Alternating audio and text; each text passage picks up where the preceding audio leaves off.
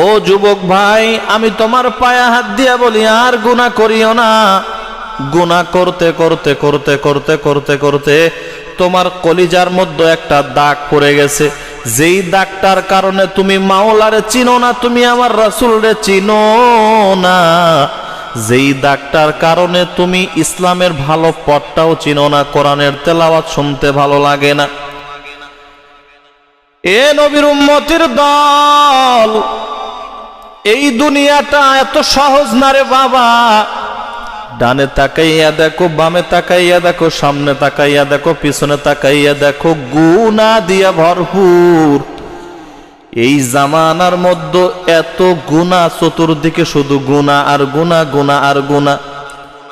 এই জামানার মধ্যে ঈমানটাকে টিকায় রাখা বড়ই কঠিন। এ বাবা, ঈমানটাকে টিকায় রাখতে হবে। মাওলা বলেন, আমি মাওলার জন্য যারা 1 ইঞ্চি ভালোবাসা ব্যয় করবা, আমি আল্লাহ তাআলার দরওয়াজায়, আমি মাওলা তোমার জন্য 10 কদম সামনে আমি তোমার জন্য আগাইব। ইয়া ইলাহি তু মেরা মাবুদ হ্যায়, ইয়া ইলাহি তু মেরা মাশুক হ্যায়। চিন্তা করো একবার, চিন্তা করো 2 বার, চিন্তা করো 3 বার। কোন সময় জানি তোমার মরণটা চলে আসবে, কোন সময় আমার মরণটা চলে আসবে। এ বাবা, ফেসবুকের মধ্যে কয়েকদিন আগেই তো তাকাইয়া তাকাইয়া দেখলাম, 1 জন যুবক এন্তেকাল, 2 জন যুবক এন্তেকাল, 3 জন যুবক এন্তেকাল। বলে কি হয়েছে? বলে আমরা একটু আনন্দ উল্লাসের জন্য এক জায়গায় যাইতেছিলাম, হঠাৎ করে গাড়ি অ্যাক্সিডেন্ট হয়ে স্পট খেয়ে মারা গেল। সেখানে গাড়ি অ্যাক্সিডেন্ট হয়ে মারা গেল। যুবকের আর কোনো খবর নাই, খবর নাই, খবর নাই। তোমারও তো এমন হইতে পারে ও বোন, তোমারও তো এমন হইতে পারে ও ভাই, তোমারও তো এমন হইতে পারে।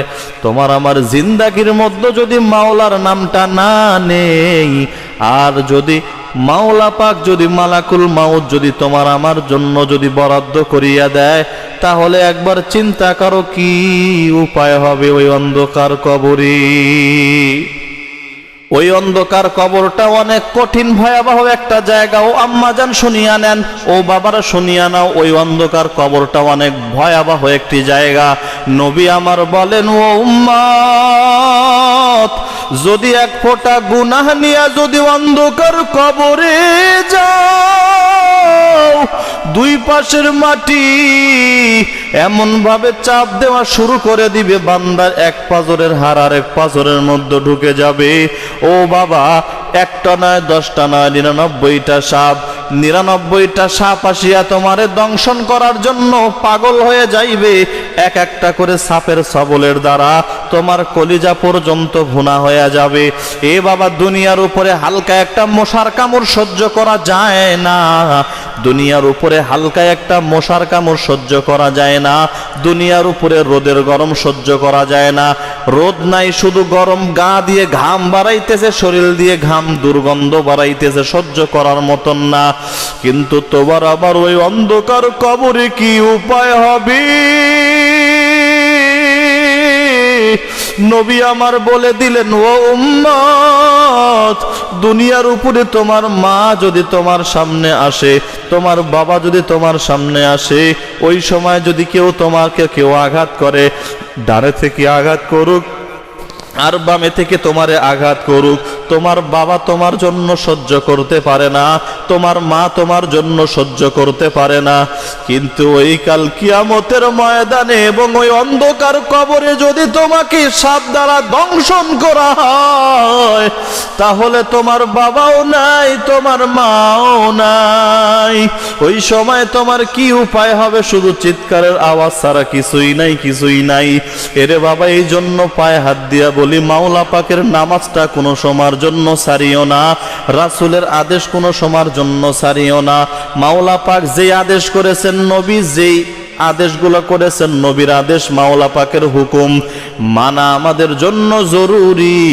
যদি আমরা মানতে পারি রে নবীর উম্মত, আল্লাহ পাক এই দুনিয়ার উপরে মৃত্যুর আগে তোমাকে আমাকে বুজুর্গ বানাইয়া অন্ধকার কবরে নিবি। আল্লাহ আল্লাহ ক্যা মুবারক নাম হায়, अल्लाह अल्लाह आशिकों का काम है। अल्लाह अल्लाह निश्ते शीरीना दिनाम, शीरे शाकर ताबोया भी ऐ तमाम।